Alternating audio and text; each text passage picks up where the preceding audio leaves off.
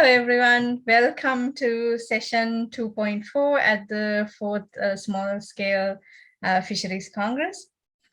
And this session is titled as Adjusting Food Lens. And we are going to be looking at the contributed papers in this session. So thank you for joining. Just to quickly introduce myself, I'm Madu Galappathi. I am a PhD candidate at the University of Waterloo, Canada, and I'm going to be chairing the session today. And I have a couple of housekeeping rules for us to make sure that the session runs smoothly. So in terms of the session format, we have 2 speakers and we are expecting 1 more speaker. If they join, we will let them present at the end of the lineup. So our speakers will have 15 minutes for their speech, and that will be composed of 12-minute presentation and a 3-minute Q&A. And I would like to encourage any clarification questions to our speakers to go first. So within that 3 minutes, if there are clarification questions, let's ask them those, and then we will have a Q&A session, a Q&A for the whole session at the end of the session. So after all our speakers present their speeches, we will go to the Q&A, and then we will also revisit any remaining questions or any other new questions.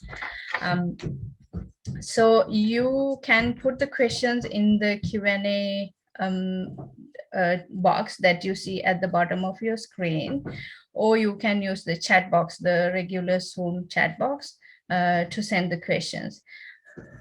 You can also speak live if you would like.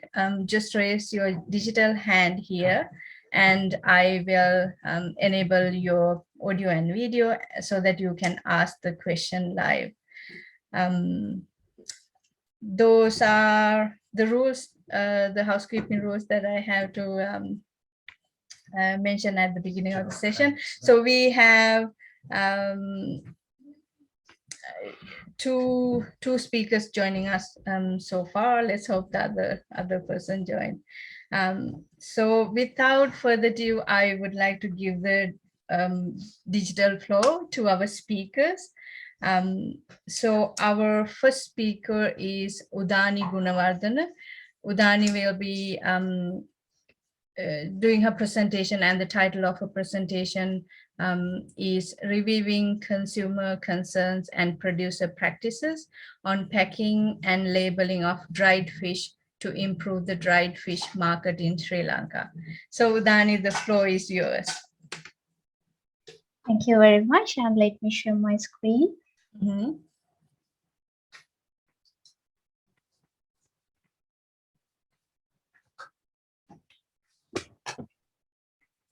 Yes, we can see the screen.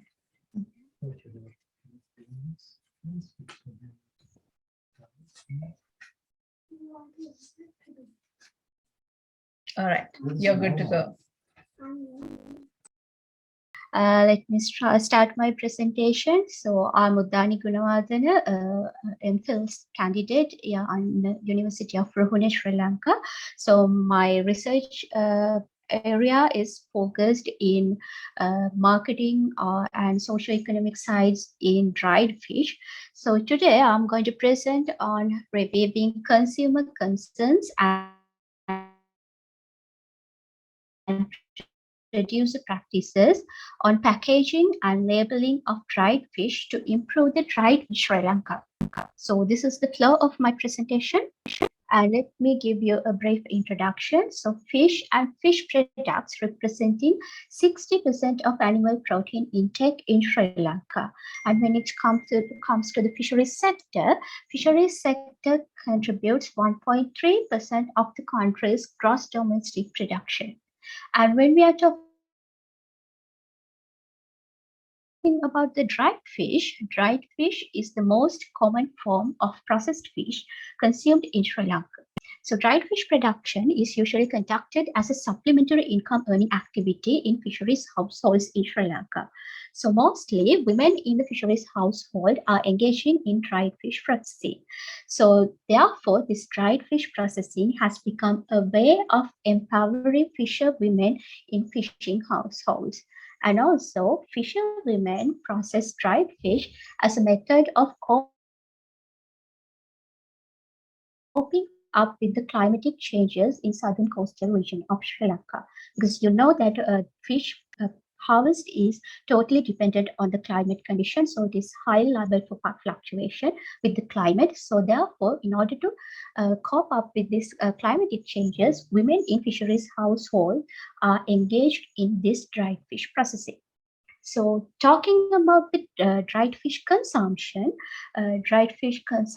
annual per capita dried fish consumption in Sri Lanka is 3.5 kilograms, and dried fish represents 4% of the monthly average expenditure on food items in Sri Lankan households. So, with that, let me move to the problem statement of our study. So, when we are analyzing the producer's point of view in dried fish, so main problem faced by the dried fish producers are inability of marketing their products. So in the market, they have become unable to bargain for a high price in the market. So this marketing issue is mainly due to the quality defects in their products. So when it comes to the dried fish quality, packaging and labeling have been identified as the least followed quality practice among producers. So with that, this study is focused to review consumer concerns and producer practices on packaging and labeling of dried fish as a quality practice. So with that, this study is focused to review consumer concerns and producer practices. So with that, we are focusing whether the consumers and the producers, how much the producers are accepting the standard packaging of dried fish and how much consumers are willing to accept that this standard packaging for dried fish. In case of the standard packaging, we have focused whether the producers are practicing the standard packaging guidelines given by the Sri Lanka Standard Institute. So these are the guidelines, the standard guidelines given by the Sri Lanka Standard Institute, SLSI. So if you're packing the dried fish for bulk packaging, that means for wholesaling, the dried fish should be packed in cartoon or corrugated boxes lined with suitable food grade plastic films. And if you're packaging it for retail selling, it should be packed in transparent preform bags made of suitable films or laminate of food grade plastic films. Or else you can pack it in cartoon or corrugated boxes. And these are the marketing requirements provided by the SLSI. The label should contain all the product information such as name, type, brand name, net mass, etc. So the methodology followed with was we interviewed both producers and consumers. So the 10 dried fish producers from Dondra Fisheries Division, which is located in southern coastal region of Sri Lanka, were interviewed using a structured questionnaire, and we used the purposive sampling technique. So the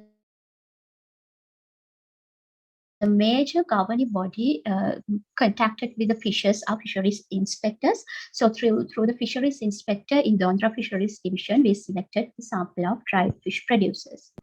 And in case of consumers, dried fish consuming households were interviewed, and 180 dried fish consuming households in Galle district of southern Sri Lanka were interviewed using two-stage cluster sampling.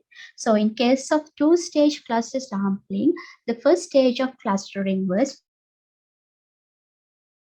consuming households. we selected the geographical areas of urban, rural, and estate sectors, and 60 households from each urban, rural, and estate sectors were interviewed. So here, this urban sector is the area which is governed by the municipal councils of all urban councils. So those are the city areas, and estate sector is the area where the daily paid laborers who are working in the plantation sector are living. So the laborers who are working in tea rubber plantations are living in this estate sector. So the other areas which does not belong to urban and estate sector belongs to the rural area. So that is the first stage of clustering. And in the second stage of clustering, from each urban, rural, and estate sectors, two GN divisions were selected in order to select our respondents. So GN divisions are the smallest administrative body in Sri Lanka. So these consumers also interviewed using structured questionnaires. So let's move to the results and discussion. So first we analyze the producer side. So in case of producers, 70% of the producers know that there is a national body who is providing quality standards for dried fish. But from that 70%, only 55% of the producers know that these national dried fish quality standards are provided through the SLSI, Sri Lanka Standard Institute. And this is the level or the acceptance of maintaining SLSI standards in dried fish production. In our sample, you can see here, 87 of the producers are following the presentation requirements given by the SLSI, but we are focusing here on packaging, and you can see only 42% of the producers are following the standard packaging practices given by the SLSI. So this is the amount of producers who are following the standard packaging practices. In our sample, all the producers are following the bulk packaging requirements, and only 50% of the producers are following the requirements for retail packaging. And none of the producers are following the marking or the labeling requirements. So here it is clear that the producer's acceptability level of standard packaging and especially labeling are very low in the southern coastal region. So the constraints given by the producers for this low acceptability was high cost for the packaging and labeling material, and high cost for standardization and lack of availability of standardization information. So let's move to the consumer side analysis. So the consumers were asked about the importance of the packaging for the dried fish quality. So here you can observe that majority of the consumers from urban and rural sectors, they have find out that dried fish packaging is very highly important for the dried fish quality. But majority of the consumers in estate sector have no idea towards the packaging and its importance for the quality. So then we are asked about the consumers' attitude towards the quality of packed dried fish compared to the non-packed stuff. And majority of the urban and rural consumers have accepted that packed dried fish is higher in quality than the non-packed dried fish. But in estate sector, majority of the consumers have no idea over the quality of the packed dried fish compared to the non-packed dried fish. And also here we focused about the vacuum packaging because vacuum packaging is the safest method of packing food items because you are creating a vacuum condition within the packaging. So therefore the product is less susceptible for the contamination. So in all the sectors, majority of the consumers have aware about this vacuum packaging. So they have even seen this vacuum packed dried fish in markets or supermarkets. But when we are analyzing the attitudes towards the quality of the vacuum packed dried fish, here you can see the majority of the producers, mainly in urban and rural sectors, have accepted that vacuum packed dried fish are high in quality compared to the the normal packed dried fish. But at the same time,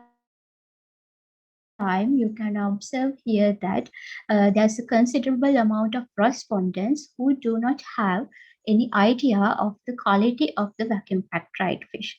That means they have become unable to differentiate the quality of the vacuum packed dried fish compared to the normal packed dried fish. So with these findings in the point of producers and consumers, we can summarize the study like this. So as mentioned in the research problem, producers get a very low price for the products due to the quality deficits.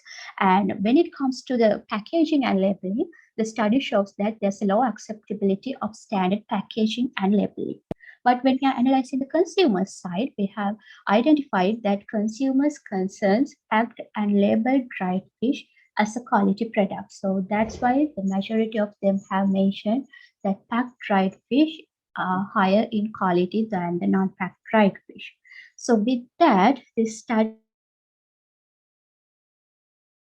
suggests that if the producers should be encouraged to provide packed and labeled products to the markets, and then as the consumers are accepting that packed dried fish as a quality product, they will tend to purchase this packaged dried fish products, and it will help to earn a high profit through this dried fish processing to the producers.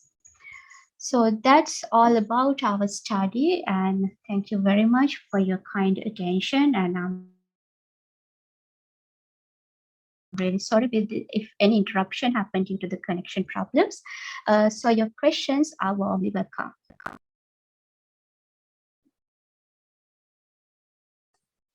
Thank you, Dani, for the great presentation. Lots of interesting insights about a very hidden sector that we often don't think about and often remain an oversight in every sense of the word. Oversight in fisheries, oversight in the market, oversight in the fish in food industry.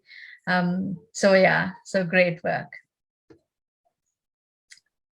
All right, so in terms of the Q&A, unless Ilmi has any questions for you, I think we can, yeah, so why don't we move on to Ilmi's presentation as well, and then we'll come back, and I do have a couple of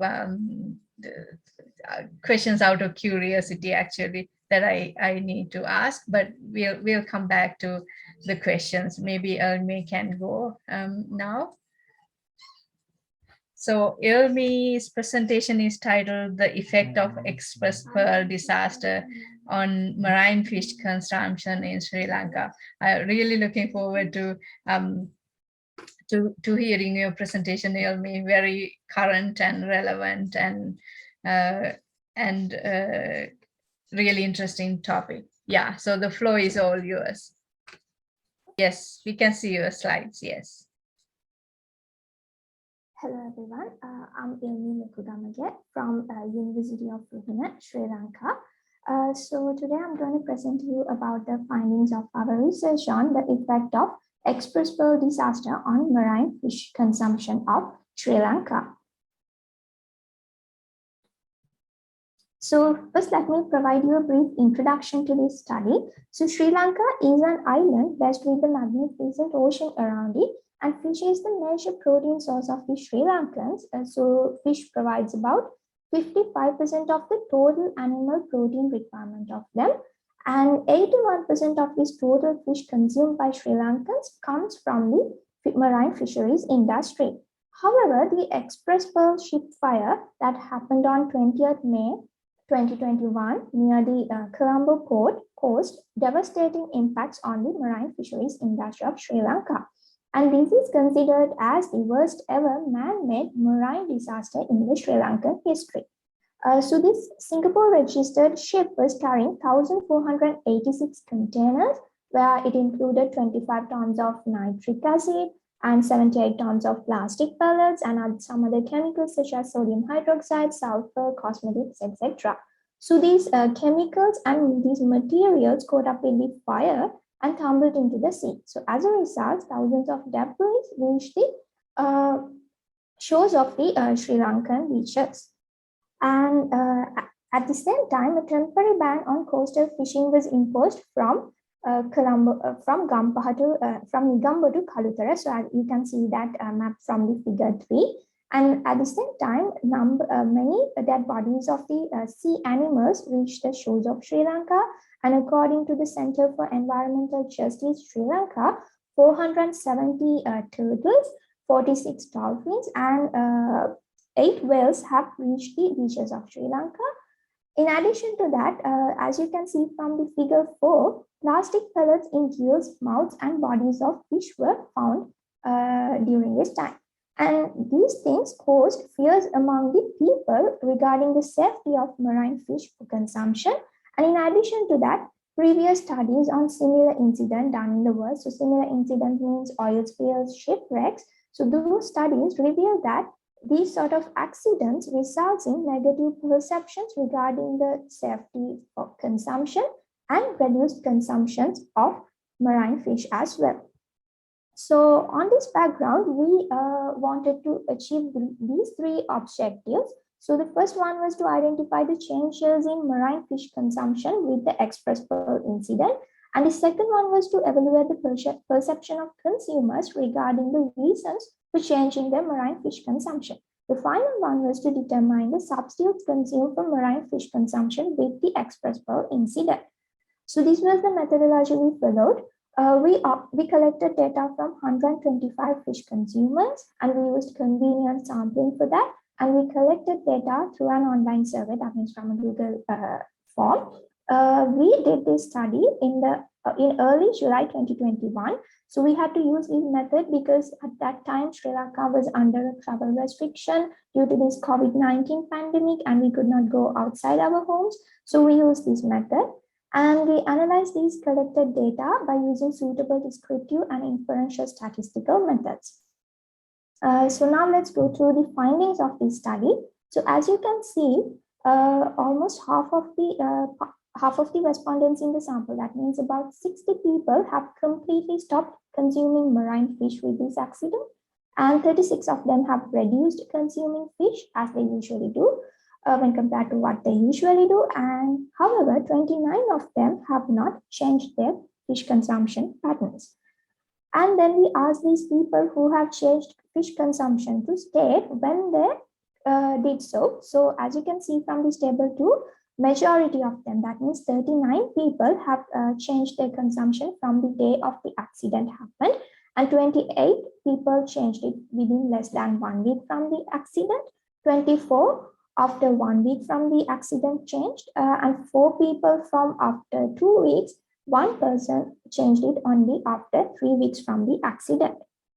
And after that, we made attempts to identify the average reductions in these household marine fish consumption. For that, we collected data on the average household consumption of marine fish before and after the accident in terms of amount of rupees spent per week, amount of grams consumed per week, and number of days fish consumed per week. So we calculated these average reductions for the respondents in the total sample.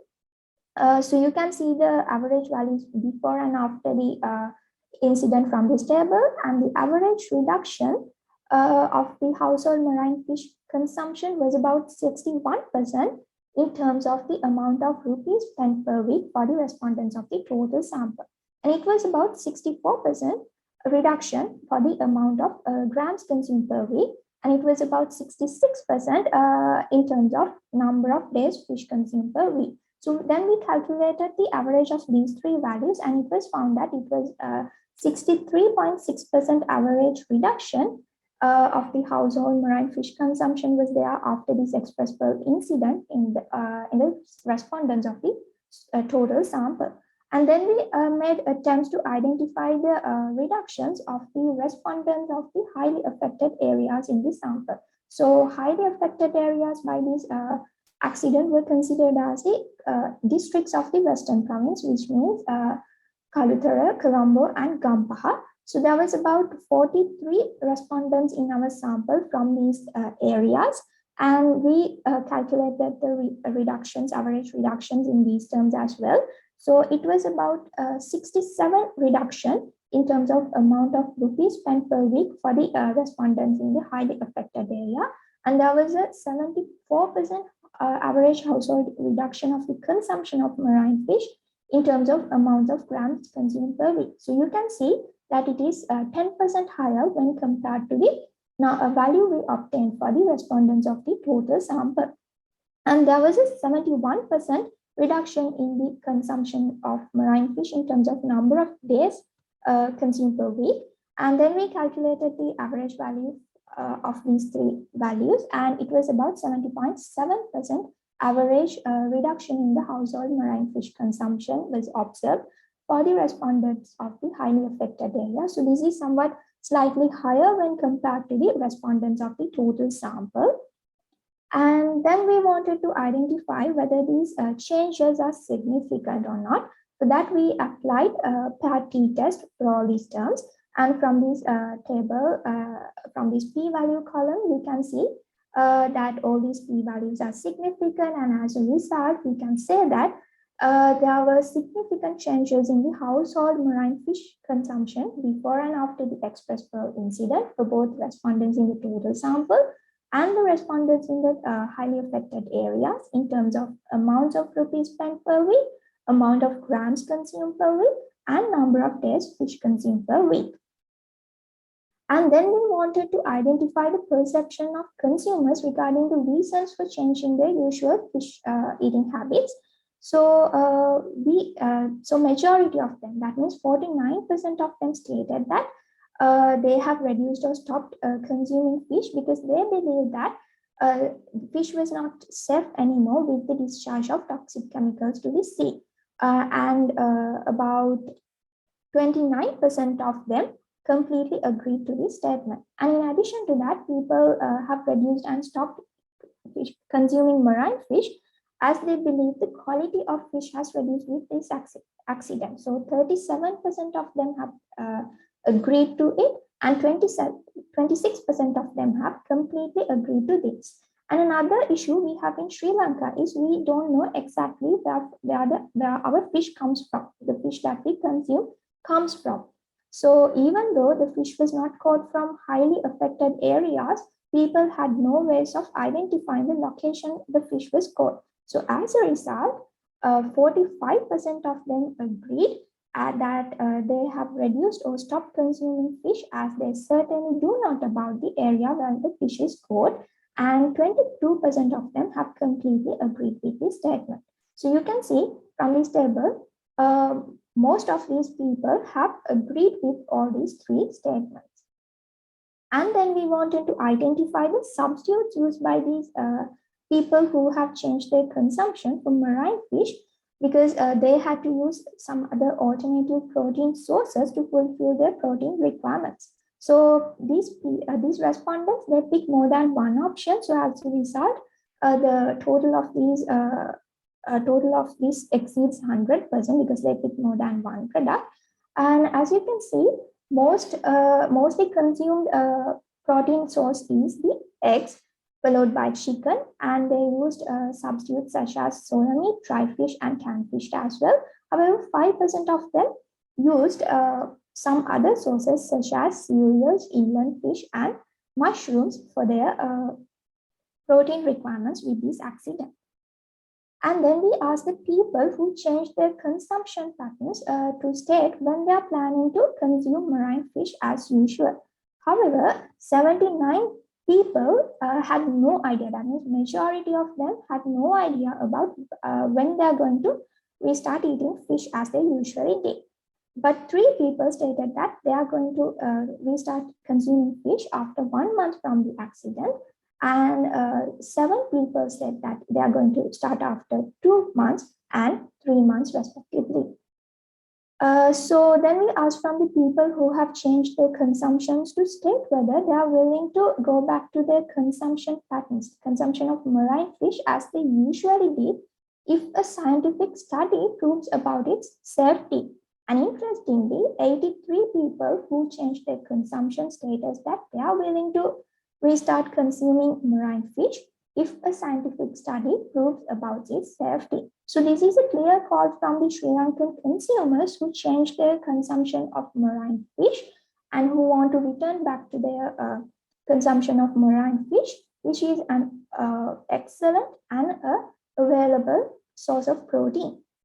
So let me conclude the study.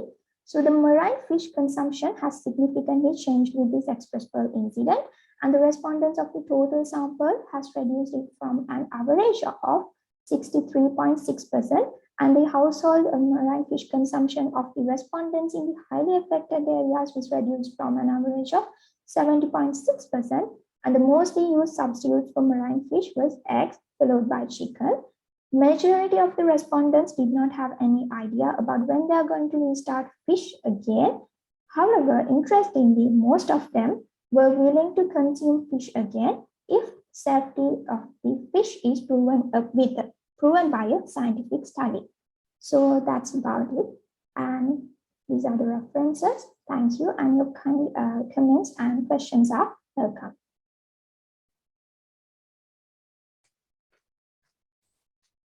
Thank you, Ilmi. Well done. I didn't even come on screen because you both were very well on time.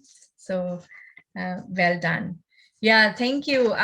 Very interesting insights and congratulations on your quick approach and to study this issue because it is very time sensitive, right? And it happened, the incident happened in, was it May last year? Yeah. May last year, yeah. So well done in terms of designing the study and getting it done, and also including some time scale data as well, like trying to understand whether they are planning to go back. Yeah, very interesting insights. Thank you for sharing. All right, then I think we have one attendee as well. So if you have any questions, you are welcome to put them in the chat box or in the Q&A box here. So while we do that, I have a couple of clarification questions actually to both of you. So let's start with Udani. Udani, yes.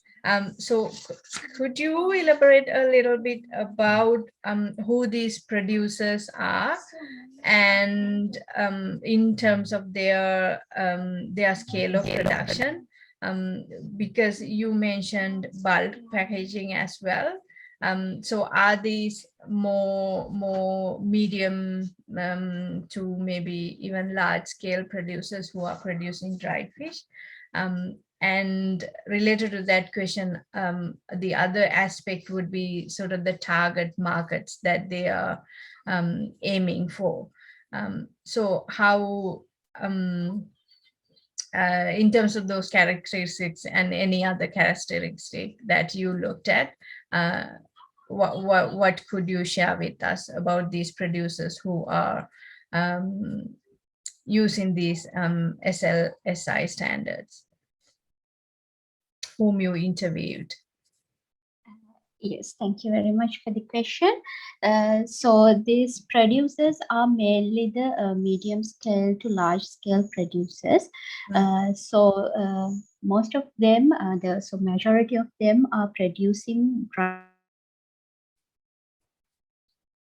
fish as their supplementary income earning activity, and there were few who are doing dried fish production in large scale, so that is their main family income.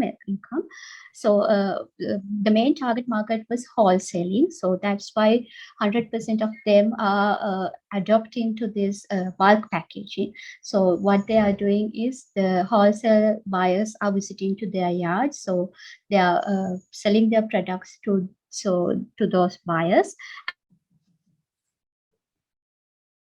and also they are transporting these products in bulk to other areas apart from the southern region. And there were few who are doing retail selling. So what they are doing is they are taking their products to the weekly fair in their village or village places apart from their southern coastal region. So they are bringing them to the weekly fairs, and also some retail shops and some office places. So they have some niche markets in the government offices, likewise. So they are bringing. So their retail selling is mainly going through that market. So, but even though they are doing this retail selling, they are packaging and labeling. There's no packaging, no labeling at all. But their packaging was just wrap it up with the papers or cardboards, or wrap it up in just a polythene bag, likewise. So they have no that standard packaging materials and labeling. Majority of them do not have that standard packaging and labeling. So that's why that retail packaging was low in the target sample. Yeah, I thought so too. About the scale of production and the target markets. So yeah, that implies that sort of the I guess at a broad sense, we see an implication in terms of the relevance of the SLSI guideline even, right? What happens in terms of enforcement? Did they say anything about anyone checking whether they are meeting any standards, or whether they need to do any documentation in relation to that? Do they mention anything around those topics? Actually, there are very lack of standards and standing practices, etc. So the main thing they mentioned was if they are provided the enough knowledge and information regarding the standardization, and also they are given the support to, because this standardization is a costly activity, costly procedure, right? So if they are given the relevant support in the government side or whatever, so they if the relevant support and the knowledge is disseminated to them. So none of them have much idea about this standardization, and they have adopted to most of the SLSI standards in bulk packaging, but they have not obtained that standardization certificate. None of the producers have obtained that certificate, so they do not have idea about the certification procedure. So what they mentioned was they need more knowledge and support regarding this standardization. Yeah, thank you for sharing these insights. I think you're getting at a very relevant and applicable issue here, and very sort of insights that are going to help sort of the livelihood improvement and market integration, those sorts of initiatives in terms of improving this sector in Sri Lanka. Yeah, so well done, and thank you for your presentation and for sharing these insights. All right, Thank you very much. do we have any questions from the floor? I see we have 2 attendees. If you have any questions, please put them in the Q&A box or in the chat box. Or if you would like to speak live, you can raise your digital hand and I will enable your audio and video. Do we have any other questions for Dani?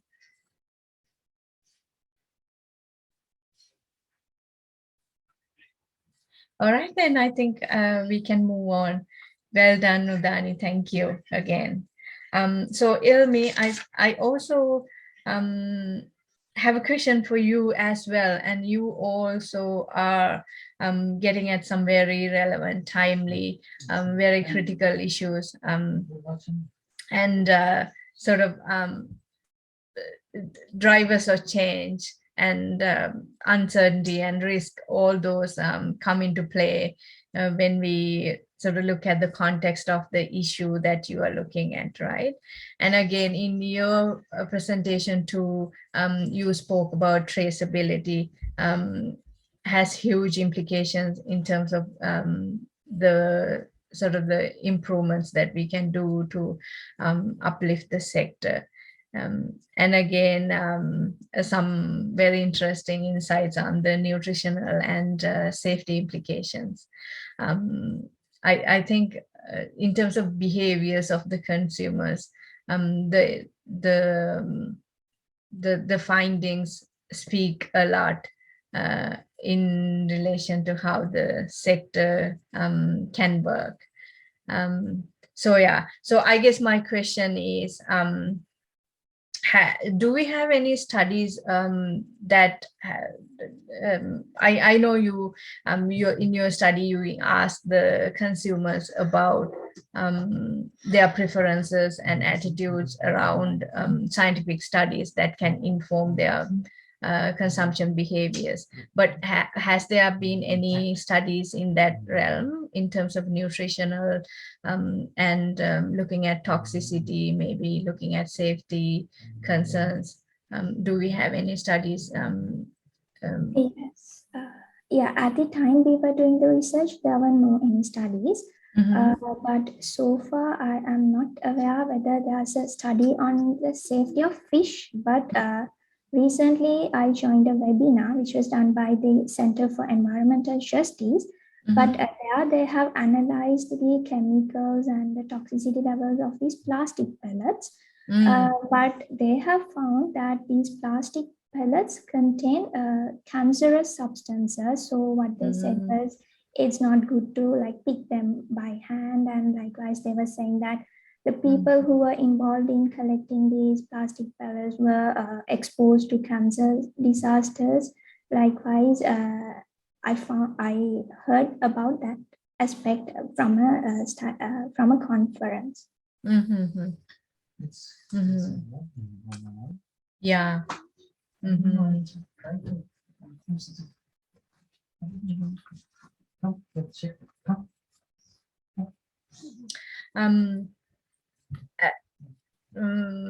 Have you when you spoke to the consumers, did you also get any insights about sort of the implications that the incident had on the fishers and perhaps also on dried fish producers? Because yes, we mainly considered about the consumers aspects only.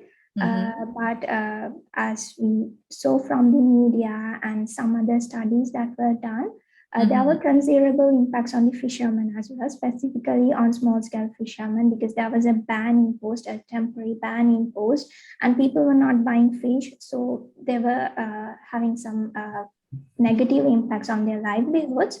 And in the case of dried fish, yes, we asked them, and some of them have mentioned that they're using dried fish as an alternative for these marine fresh fish, because these dried fish were made before, before this accident happened. So they were preferring to consume them. So this dried fish was used as an alternative for these marine fish at that time. And in the case of other substitutes used, as you saw, eggs and chicken, those were some sort of very abundantly available and very cheap alternatives like eggs. So most of them were using eggs. So that's, yeah. Yeah. And have you noticed any trends in terms of consumption patterns? Are they changing? Are people going back to more and more fish consumption? When considering is before and after the accident situations, there was a reduction, a huge reduction, and it was a significant reduction. and people have reduced their consumption, and like most of them have stopped consuming marine fish, and a considerable amount has reduced, but some haven't not reduced it. However, this reduction was comparatively slightly higher when for the respondents in the highly affected area. That means the consumers in the western province, the Colombo, Kampaha, and Kalutara, respondents living in that area. So the trend was that they have reduced their consumption, with this expressible accident, as they believe that it is not safe to consume.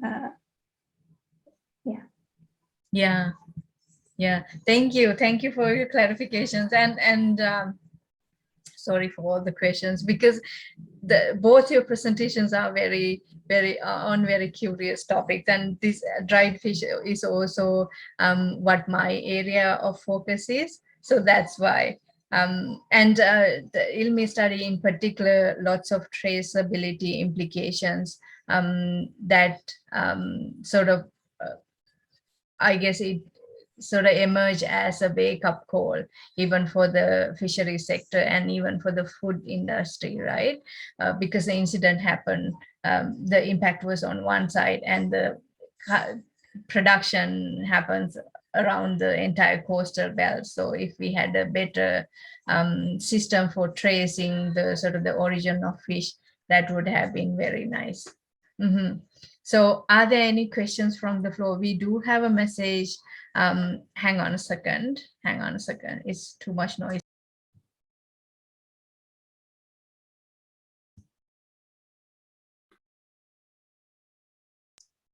Sorry. Yeah, we do have a message in the chat box here. Greetings from Majdi El Manushi Group, Tunisian Seafood Interbranch Association. Thanks. Yeah, thank you for saying hello, Majdi. Appreciate your text there. Yes. So as I was saying, do we have any other questions? Are there any questions for do you have questions for each other, Udani and Ilmi?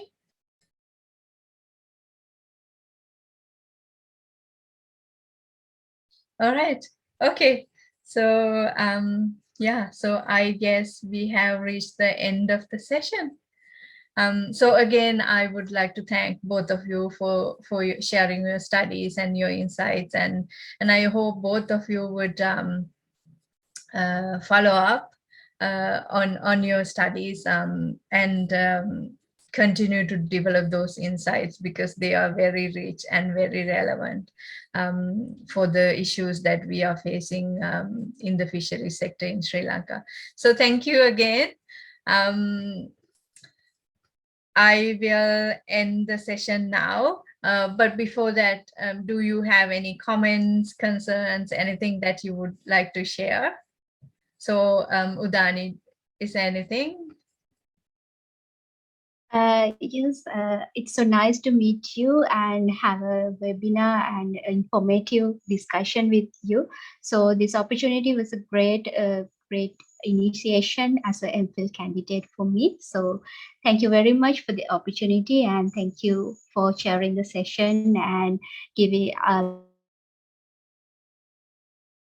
discussion. Thank you so much. Oh, you're very welcome. The pleasure is all mine, Udani. It was very nice to meet you as well. I hope we get to stay connected, and because we are of our mutual areas of interest, so there might be opportunities for us to collaborate. Yes, for sure. Yeah. Ilmi, do you have anything to share? Yes, thank you for sharing this session and giving this opportunity to share our findings. And thank you so much for the questions you asked, and it was our pleasure to answer those questions. Yeah, so it was a great opportunity for me as well. And thank you so much for the opportunity. Oh, you're very welcome. Thank you for sharing your studies. They were all very insightful. Yeah, so I wish you both good luck. We will stay in touch, and Ilmi, you too. I hope we will get to meet again and sort of in other opportunities and other venues where we can discuss our research further. All right, then. I guess it's time to close our session. So bye for now. We'll stay connected. Bye.